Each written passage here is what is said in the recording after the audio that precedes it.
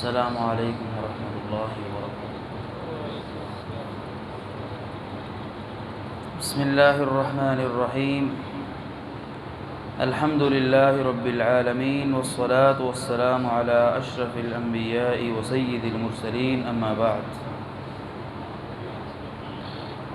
قال اللہ سبحانہ وتعالی فی القرآن المجید والفرقان الحمید: اولا يرون انهم يفتنون في كل عام مرة او مرتين، کیا یہ لوگ نہیں دیکھتے ہیں کہ بے شک ان کو آزمایا جاتا ہے ہر سال کے اندر ایک مرتبہ یا دو مرتبہ، ثم لا يتوبون، پھر بھی یہ توبہ نہیں کرتے، ولا هم يذكرون، اور نہ ہی نصیحت پکڑتے ہیں۔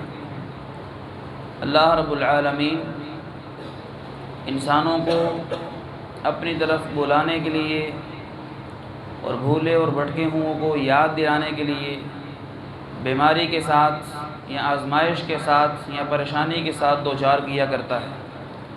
یہ اس کی سنت ہے، اور اس کی وجہ یہ ہوتی ہے کہ لوگ اللہ کی طرف رجوع کریں، اپنے گناہوں سے معافی مانگیں۔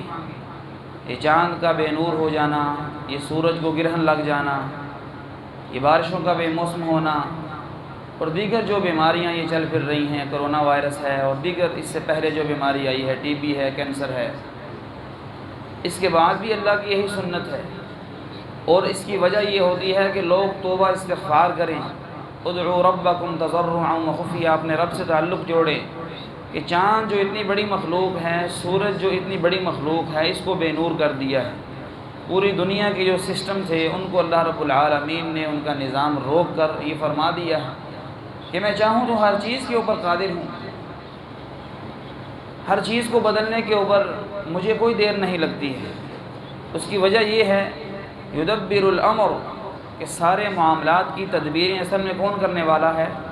اللہ رب العالمین فرمانے والے ہیں، خود کرنے والے ہیں۔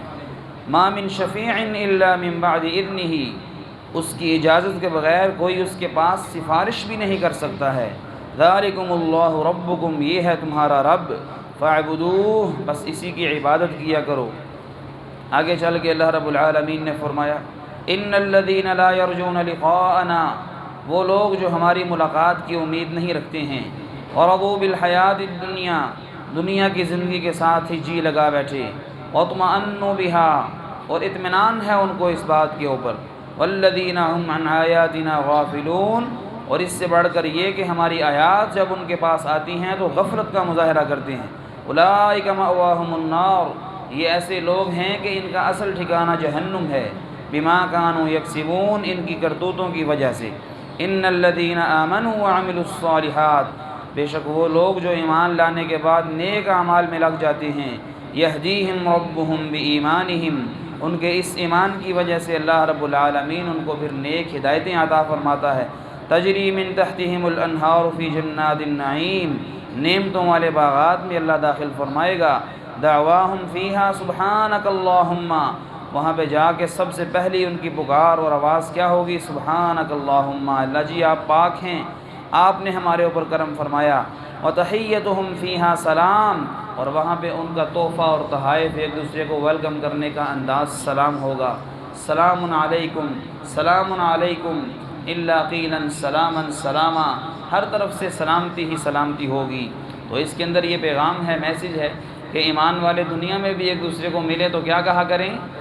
سلام کہا کریں، سلام کے مکمل الفاظ بولا کریں، سلام کے بغیر کلام نہ کیا کریں۔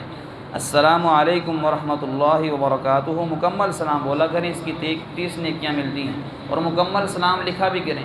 یہ اے لکھ دیا جاتا ہے میسج میں، اور دیگر اتنے بڑے بڑے آپ لکھ لیتے ہیں، یہ لکھتے وقت آپ شارٹ استعمال کرتے ہیں، مکمل سلام لکھا کریں، ٹھیک ہے۔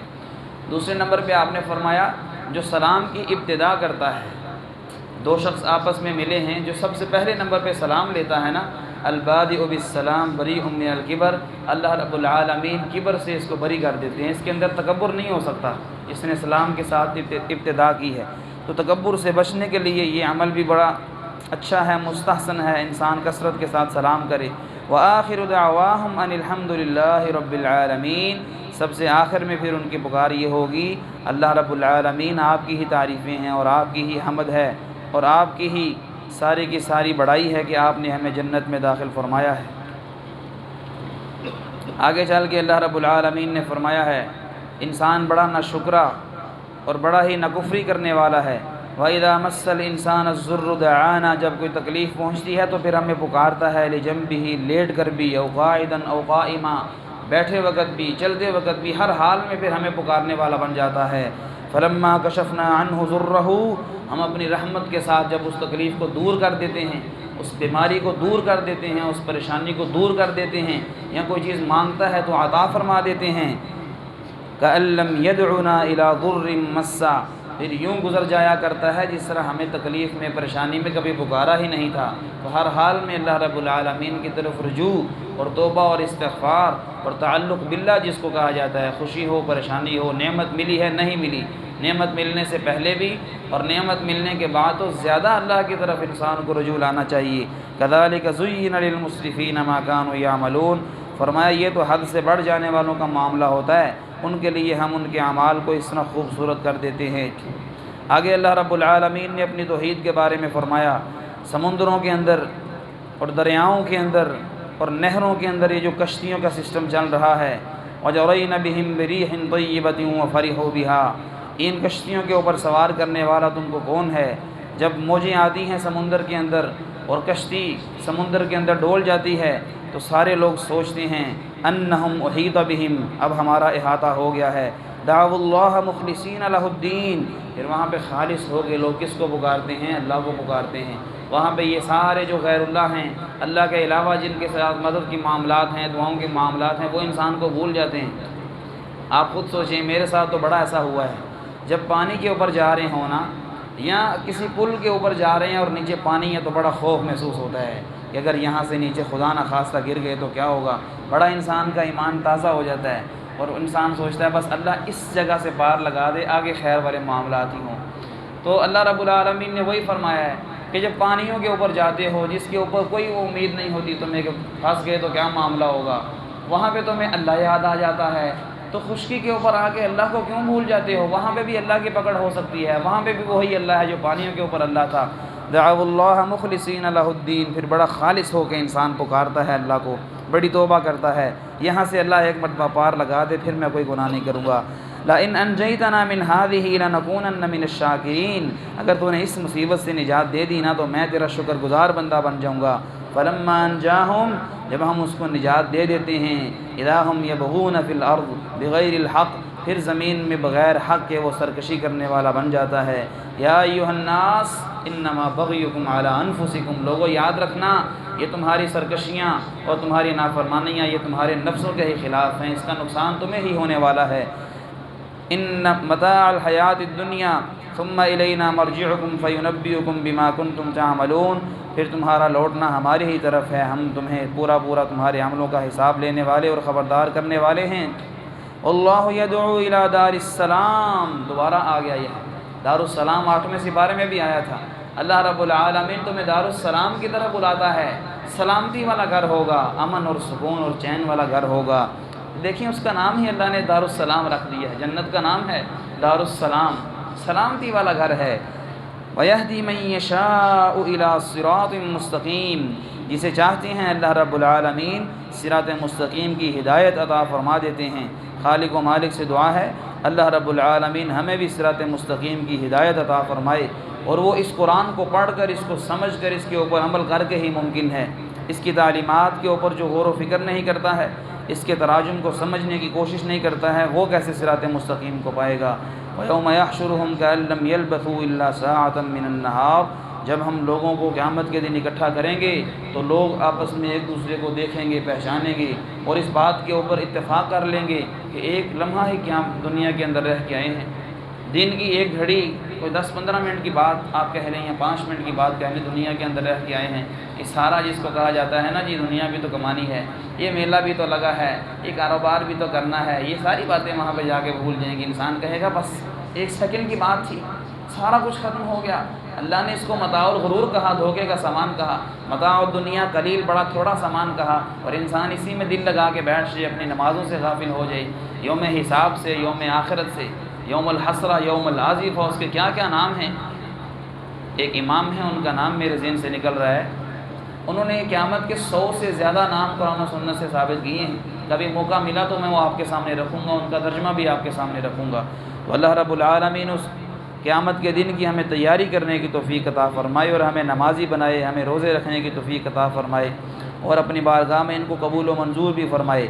آگے فرمایا، یا ایھا الناس، اے لوگو، قد جاءتکم موعظۃ من ربکم، تمہارے پاس تمہارے رب کی طرف سے یہ قرآن نصیحت آیا ہے، اس نصیحت کو سنو، اس کے اوپر عمل کرو۔ وشفاء لما فی الصدور، جن کے دلوں کو روگ لگا ہوا ہے یہ قرآن ان کے لیے شفا ہے، وہدن، ہدایت کا راستہ ہے، ورحمۃ للمؤمنین، اور ایمان والوں کے لیے تو سراسر رحمت ہے، سنتے جاتے ہیں ان کا ایمان تازہ ہوتا چلا جاتا ہے، عمل کی طرف ان کا شوق بڑھتا چلا جاتا ہے۔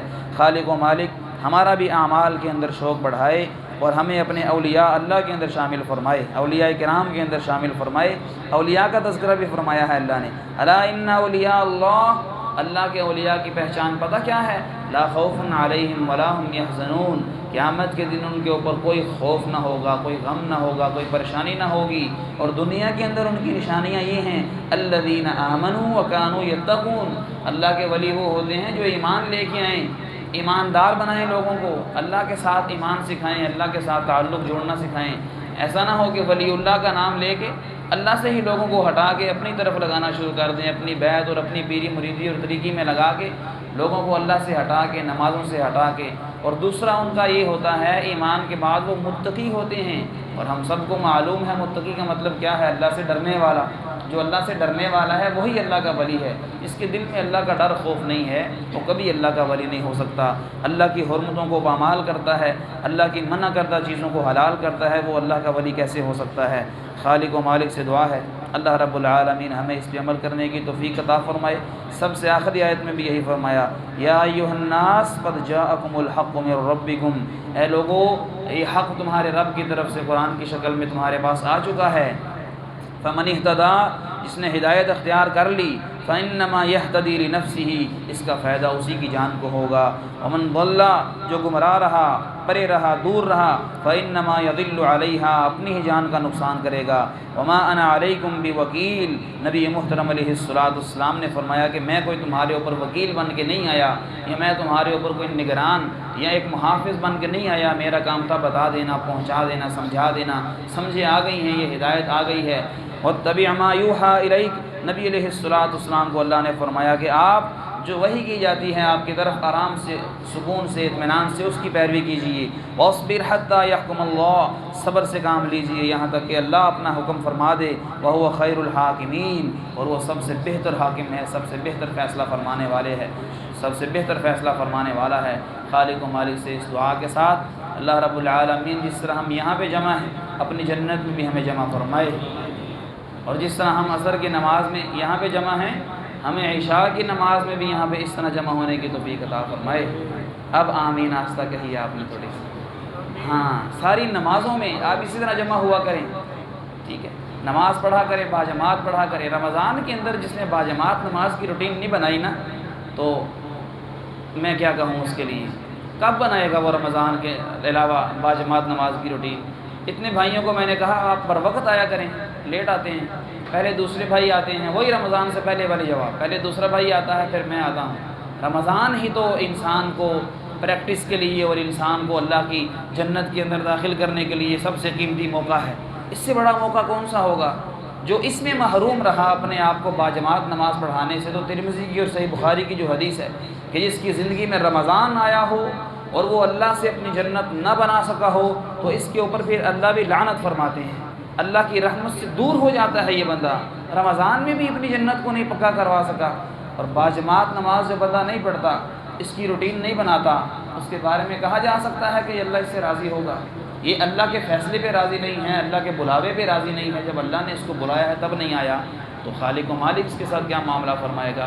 اللہ سے اس دعا کے ساتھ کہ خالق و مالک ہمیں باجماعت نمازوں کو بروقت ادا کرنے کی توفیق عطا فرمائے، اور قیام اللیل کا بھی اہتمام کرنے کی توفیق عطا فرمائے۔ آئیں گے نا انشاءاللہ تعالیٰ؟ بارک اللہ فیک، توفیق سے نوازا۔